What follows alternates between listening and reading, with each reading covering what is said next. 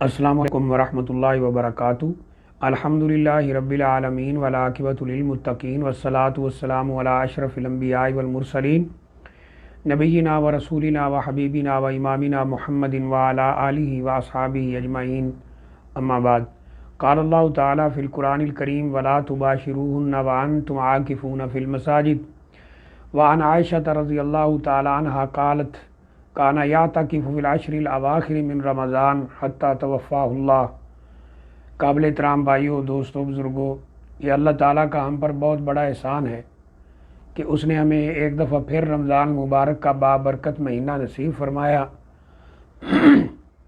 ہمارے کتنے ہی رشتہ دار، عزیز و اقارب، دوست، احباب جو پچھلے رمضان مبارک میں موجود تھے لیکن اس رمضان مبارک میں نہیں ہیں، اللہ تعالیٰ ان کی مغفرت فرمائے۔ تو ہمیں چاہیے کہ ہم اس سے زیادہ فائدہ اٹھائیں۔ رمضان مبارک کا ایک عشرہ مکمل طور پہ گزر چکا ہے اور دوسرا گزر رہا ہے اور تیسرا عشرہ آگے آنے والا ہے۔ اس عشرے کے اندر ایک اہم ترین عبادت سر انجام دی جاتی ہے، اور جس مسلمان کو بھی اس کا موقع ملے اسے چاہیے کہ وہ اس کا اہتمام کرے، اور وہ اعتکاف ہے۔ اعتکاف کے معنی کیا ہیں؟ اعتکاف کے لغوی معنی ہے اپنے آپ کو کسی ایک جگہ پر پابند بنا لینا، وہاں بیٹھ جانا اور اپنے آپ کو اس جگہ میں روک دینا۔ اس کو یعنی اعتکاف کہتے ہیں لغوی معنوں، اور شرعی معنوں میں یہ ہے کہ وہ مسلمان جو عاقل ہو اور شعور کی عمر کو کم از کم پہنچ چکا ہو، وہ اپنے آپ کو مسجد کے اندر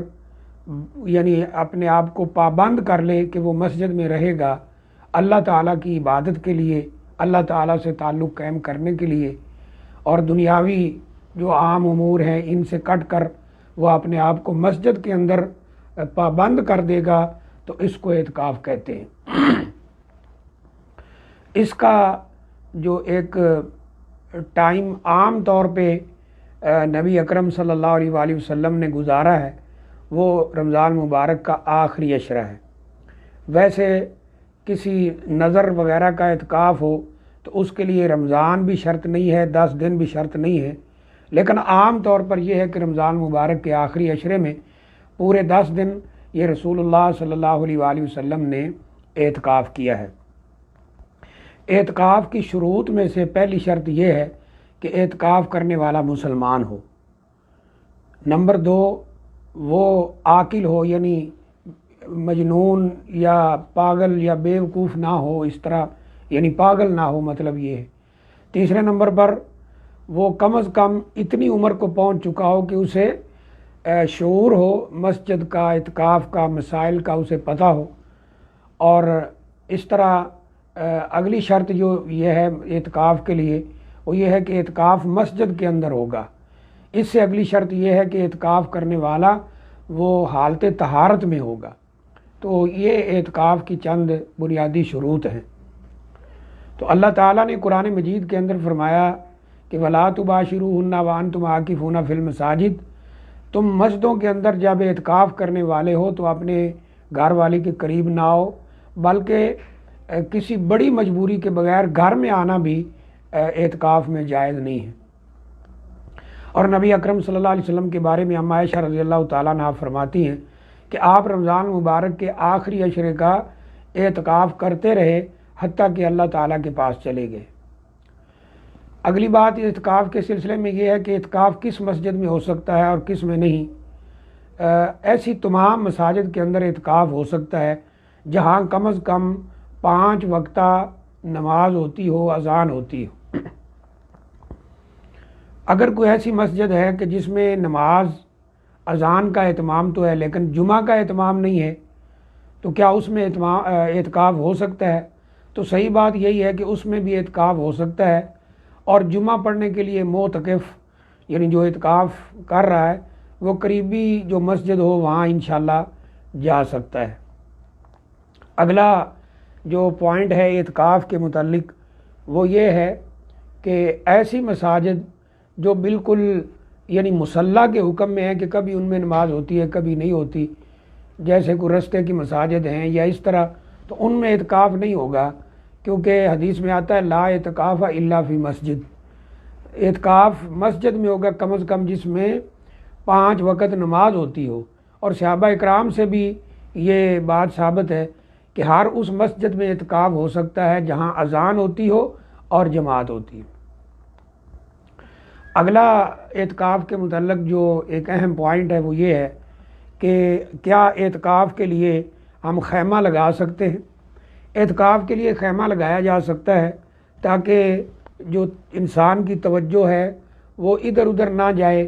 کیونکہ جب یہ خیمہ نہیں ہوگا، وہ مسجد میں بیٹھا ہے تو اس کی توجہ آنے والا جانے والا ان کی طرف اور مسجد میں جو کچھ ہو رہا ہے اس کی طرف ہوگی، تو اس لیے خیمہ لگایا جا سکتا ہے۔ نبی اکرم صلی اللہ علیہ وسلم نے بھی خیمہ لگایا ہے، اور جب نماز وغیرہ کا وقت ہو، جمعہ کا وقت ہو تو اس کی ضرورت ہو تو اس کو اٹھا دیا جائے، بعد میں پھر یعنی اس کو اس کی چادریں وغیرہ جو بھی ہو وہ نیچے کر کے ایک خیمے کی شکل بنا لی جائے۔ اگلا اہم پوائنٹ جو ہے وہ ہے کہ جو شخص اعتکاف بیٹھا ہے کیا وہ ہر وقت 10 دن 10 راتیں مسجد میں ہی رہے یا کسی مجبوری کی وجہ سے وہ نکل سکتا ہے؟ تو حکم یہی ہے کہ وہ مسجد کے اندر رہے گا، سوائے اس مجبوری کے کہ جس کے لیے مسجد سے نکلنے کے بغیر کوئی چارہ کار نہ ہو۔ جیسے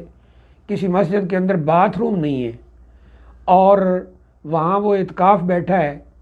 یا باتھ روم استعمال میں نہیں ہے، خراب ہیں یا جو بھی سلسلہ ہے، تو وہ یعنی اعتکاف کی حالت میں ہے۔ اب قضائے حاجت کے لیے وہ کہیں جا سکتا ہے، کہیں باہر اہتمام ہو، یعنی باہر کھلے میدان میں، یا گھر کے اندر ہو، کیونکہ بعض گاؤں کی ایسی مساجد بھی ہو سکتی ہیں جہاں اس طرح کا اہتمام نہیں ہوتا، تو پھر گھر میں یا پھر باہر قضائے حاجت کے لیے وہ جا سکتا ہے۔ اس میں انشاءاللہ کوئی حرج والی بات نہیں۔ اس طرح اگر وہ اعتکاف کے اندر اچانک بیمار ہو جاتا ہے جس کے لیے اسے ہاسپٹل جانے کی ضرورت ہے، اس کے بغیر کوئی چارہ کار نہیں ہے، تو وہ ہاسپٹل بھی جا سکتا ہے، میڈیسن وغیرہ لے سکتا ہے اور پھر واپس اپنے اعتکاف میں آ سکتا ہے۔ اعتکاف کے لیے اگلا جو اہم پوائنٹ ہے وہ یہ ہے کہ حدیث میں آتا ہے کہ جو معتکف ہے وہ کسی کے جنازہ میں یا کوئی بیمار ہو جائے تو اس کی عیادت کے لیے مسجد سے نہیں نکل سکتا ہے، اس کو ہر حال میں مسجد میں ٹھہرنا ہے، یعنی سوائے بڑی مجبوری کے وہ مسجد سے نہیں نکل سکتا۔ اگلا اہم پوائنٹ یہ ہے کہ جو خیمہ بنایا گیا ہے اس کے اندر معتکف کب داخل ہوگا۔ جب ہم مختلف دلائل پہ غور کرتے ہیں تو ایک شکل یہ نظر آتی ہے کہ جب 20 روزے ختم ہو جائیں، یعنی 20واں روزہ افطار کر لیا جائے تو اسے مسجد میں آ جانا چاہیے۔ ایک حدیث میں آتا ہے کہ جب 21واں روزہ سٹارٹ ہو جائے تو فجر کی نماز کے بعد وہ اپنے خیمے میں داخل ہو۔ ان دونوں روایات کو جب ہم اکٹھا کرتے ہیں تو ان دونوں میں جمع یہ ہے کہ معتکف 20واں روزہ افطار کر کے مغرب کے وقت یا زیادہ سے زیادہ عشاء کے وقت وہ مسجد کے اندر آ جائے، لیکن اپنے خیمے کے اندر داخل نہ ہو، وہ رات مسجد میں گزارے، کیونکہ 21ویں رات ہے، یہ طاق رات ہے، اور رسول اللہ صلی اللہ علیہ وسلم فرماتے ہیں کہ تحروا لیلۃ القدر فی العشر الاواخر، کہ آخری عشرے میں لیلۃ القدر کو تلاش کرو۔ ایک میں ہے کہ طاق راتوں میں تلاش کرو، تو یہ طاق راتوں میں سے پہلی رات ہے، لہذا اسے مسجد کے اندر گزارنی چاہیے، اور جب 21واں روزہ وہ رکھ لے تو اس کے بعد فجر کی نماز ادا کرنے کے بعد وہ اپنے خیمے کے اندر داخل ہو جائے۔ یہ صحیح ترین طریقہ ہے۔ اس سے اگلا پوائنٹ اعتکاف کے متعلق وہ یہ ہے کہ عورت کہاں پہ اعتکاف کر سکتی ہے۔ صحیح بات یہ ہے کہ عورت کا اعتکاف بھی مسجد کے اندر ہوگا، کیونکہ ازواج مطہرات صحابیات ان سے ثابت ہے کہ وہ مسجد کے اندر اعتکاف کرتی تھیں، اور اللہ نے بھی قرآن مجید میں فرمایا وَأَنْتُمْ عَاكِفُونَ فِي الْمَسَاجِدِ، تم مسجدوں میں اعتکاف کرنے والے ہو، اور نبی صلی اللہ علیہ وسلم نے بھی پوری زندگی مسجد میں اعتکاف کیا، صحابہ کرام نے بھی مسجد میں اعتکاف کیا ہے۔ تو عورت کو اعتکاف اگر کرنا ہے تو مسجد کے اندر کرنا ہوگا، لیکن اس کے لیے لازمی شرط یہ ہے کہ وہ اپنے محرم یعنی اپنے خامند یا جو بھی محرم ہے اس سے اجازت لے، مسجد کے اندر الگ سے ان کا انتظام کیا گیا ہو عورتوں کا، اور کسی قسم کا فتنہ خرابی کا خطرہ نہ ہو تو عورت اعتکاف مسجد کے اندر بیٹھ سکتی ہے، جیسے مثال کے طور پہ مسجد کے اوپر والا پورشن بنایا گیا ہو یا مسجد کے ساتھ کوئی دوسری خواتین کی مسجد بنائی گئی ہو، ایسی تمام جگہوں کے اوپر عورت اعتکاف کر سکتی ہے۔ شرط یہ ہے کہ اس کا محرم، وہ خامد ہو، باپ ہو، اس کو اجازت دے، کسی قسم کے فتنے کا خطرہ نہ ہو، تمام شرعی حدود جو ہیں ان کو سامنے رکھ کر عورت اعتکاف کرے تو انشاءاللہ اس کے اندر جو کسی قسم کا کوئی شک شبہ نہیں ہے، عورت مسجد کے اندر اعتکاف ہی کرے گی۔ بعض ہمارے بھائی کہتے ہیں وہ گھر کے اندر اعتکاف کرے گی، گھر کے اندر اعتکاف کرنے کی کوئی دلیل ہمارے علم میں تو نہیں ہے۔ بعض لوگ یہ کہہ دیتے ہیں کہ گھر کے اندر ایک مسجد بنا لے، وہاں وہ صرف نماز پڑھے، عبادت کرے، اب وہ مسجد کے حکم میں آ گئی اور وہاں اعتکاف کر سکتی ہے، لیکن اس کی بھی کوئی دلیل نہیں ہے۔ عورت کا اعتکاف بھی مسجد کے اندر ہوگا۔ اعتکاف کے متعلق ایک اہم پوائنٹ یہ ہے، رسول اللہ صلی اللہ علیہ وسلم کا واضح فرمان ہے، لا رہبانیت فی الاسلام، اسلام میں رہبانیت نہیں ہے، یعنی دنیا کی جو آسائشیں ہیں، دنیا کی ضروریات ہیں، ان سے منہ موڑ کر جنگلوں میں نکل جانا، یہ اسلام کے اندر نہیں ہے۔ جیسے عیسائیت کے اندر رہبانیت ہے کہ عیسائی پوپ پادری نکاح نہیں کر سکتے اور ان پہ اس طرح کی کئی پابندیاں ہیں۔ فرمایا میرے دین میں، اسلام میں ایسا کچھ نہیں ہے۔ اگر میرے دین میں کوئی ایسی شکل نظر آتی ہے جس کو رہبانیت کا تصور کیا جا سکے تو فرمایا وہ اعتکاف ہے، کیونکہ اعتکاف کے اندر انسان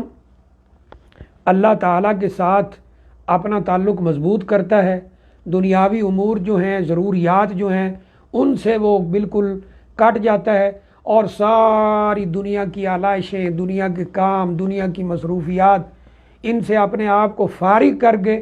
10 دن کے لیے وہ اللہ تعالیٰ کے حضور اکیلا ہو کر بیٹھتا ہے، اور یہ بہترین شکل ہے۔ آج کل یہ جو بیماری پھیلی ہے کرونا، اس میں وہ کہتے ہیں جی اپنے آپ کو الگ تھلگ کر لو، کرنٹائن کر لو، تو اعتکاف اس کی سب سے بہترین شکل ہے کہ انسان اعتکاف بیٹھے، دنیا سے الگ تھلگ ہو کر اپنے مالک کائنات کے ساتھ، رب کائنات کے ساتھ، اپنے مالک کے ساتھ اپنا تعلق جو ہے وہ مضبوط کرے۔ تو یہ ایک بہترین چانس بھی ہے، اور وہ اللہ تعالیٰ سے دعائیں بھی کرے کہ اللہ اس وبا کو ختم کرے، اپنے لیے، اپنے ماں باپ کے لیے، حرمین شریفین کی حفاظت کے لیے، مسلمانوں کی حفاظت کے لیے، مسلمان ملکوں کی حفاظت کے لیے وہ دعا کرتا رہے۔ تو یہ اعتکاف کے چند مسائل ہیں۔ اللہ تعالیٰ سے دعا ہے کہ اللہ تعالیٰ ہمیں ان باتوں پر غور کرنے کی اور ان پر عمل کرنے کی توفیق عطا فرمائے۔ السلام علیکم ورحمۃ اللہ وبرکاتہ۔